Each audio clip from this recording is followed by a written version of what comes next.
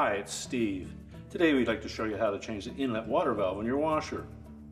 The inlet valve is used to control the water coming into your washer, and if it fails you may not have either cold or hot water, or you may get too much. It's a really easy job to change, so let me show you how we do it. Now to do this repair we will need access to the back of the washer. So first of all we're going to disconnect the power, then we'll turn off the water supply and remove the inlet hoses. Now that we have the inlet hoses removed and access to the back of the washer, our next step will be to remove this 5/16 hex head screw that secures the water valve mounting bracket to the cabinet. Then just lift up slightly on the bottom of that bracket, tilt it, and then just pull it out through the back where we can access the outlet hose and the wire harness. Now our next step will be to remove the wire harnesses. Simply pull the plugs off.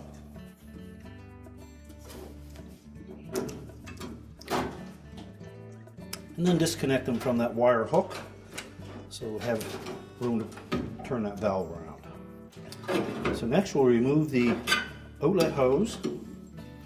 Simply depress the clamp if it's a spring type clamp, or loosen the screw if it's a gear type clamp.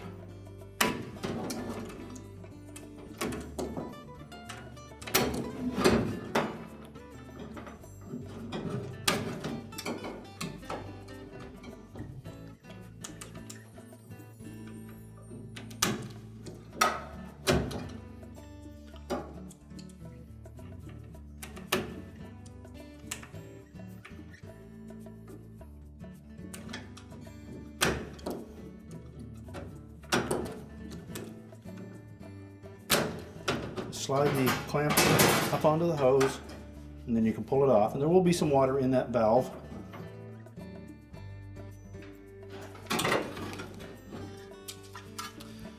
Now with the hose removed, we'll next remove the single screw that secures the valve to that bracket. That's normally a 1/4 inch hex head screw. And then slide the valve upwards and release it from the bracket. We'll discard the old valve.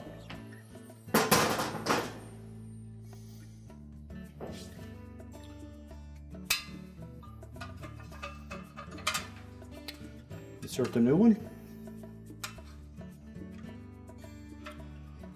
Slide it down so that the screw hole lines up.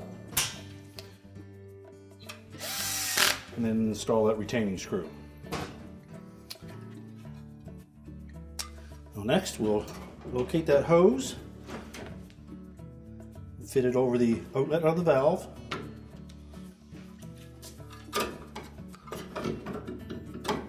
and make sure the hose goes all the way onto that outlet nipple, and slide the clamp down into position.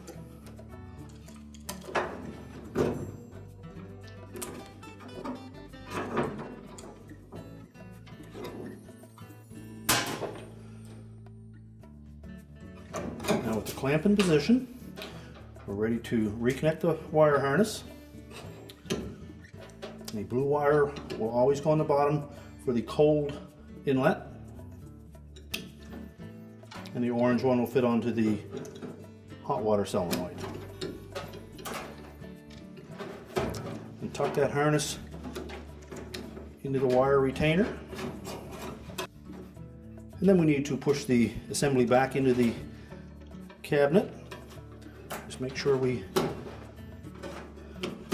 get our wire harnesses tucked in. You'll probably have to press upwards on that bracket to get it into the opening. And then make sure this edge goes in behind that lip on the cabinet. And that fits into the slot on the bottom of the bracket.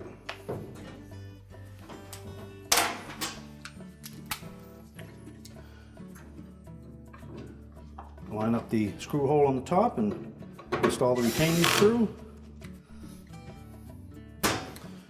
And now we're ready to reconnect the fill hoses. We'll turn the water on, check for any leaks, and then we can push the washer back into position. We're now ready to turn the power back on, and our repair is complete.